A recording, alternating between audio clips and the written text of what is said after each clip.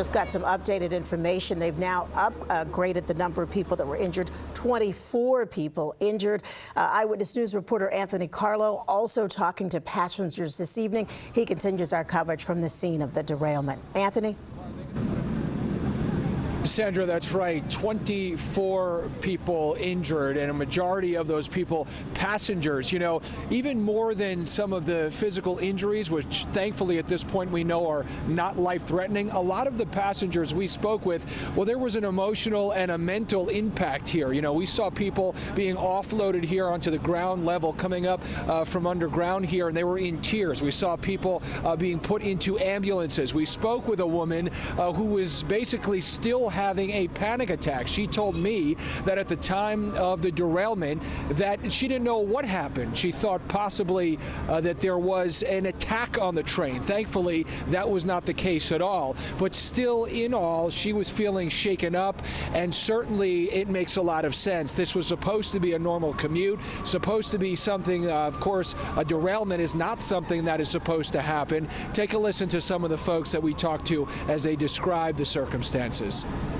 Our train kind of tilted to the side, and then everyone started panicking because you smell the smoke, and everything was filling up our car, so we rushed to the second car behind us. What was going through your mind at that point? Panicking because then we couldn't open the door and no communication was had with what was going on. Oh, wow. So everyone was trying to guess what was happening, and then we couldn't open the other door, so we had to wait for the firemen to come and break the door open. Some people were trying to open the doors to pry open and just jump on the track themselves, so we were trying to calm them down.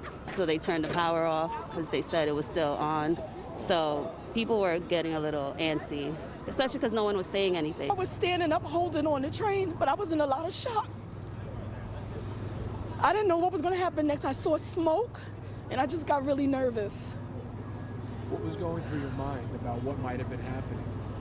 I didn't know what was going on. I didn't know if it was an attack. I didn't know what. I saw smoke, and I just didn't know what was going to happen next. All I was hoping was I would get out of the train car safely. Did the first responders come and help you do that in a timely fashion? At first, when it happened, we were all just waiting around like, what's going on? No one said anything. No one got on a loudspeaker to let anybody know what was going on. I didn't know what was happening. Felt like the ceiling of the subway was getting ready to cave down on the train.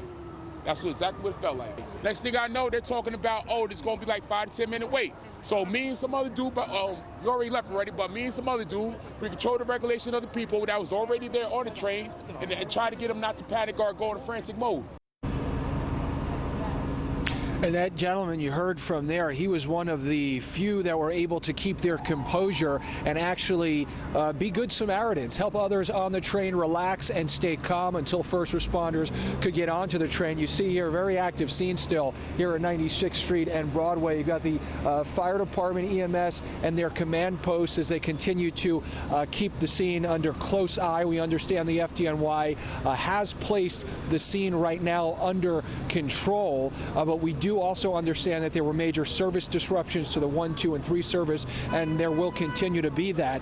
You know, we heard from MTA and transit authorities just a little while ago, and the police department. It was 2 K-9 officers who were on the mezzanine who were first alerted that there was a derailment, and they were the first to start assembling a emergency response, a first responder response. Many of the folks we talked to tonight are grateful that police, the MTA, and the fire department, EMS, were able to help them off of the train, and they're feeling very grateful tonight that as far as we know, there are no serious injuries out of the more than 20 people right now who sustained injuries.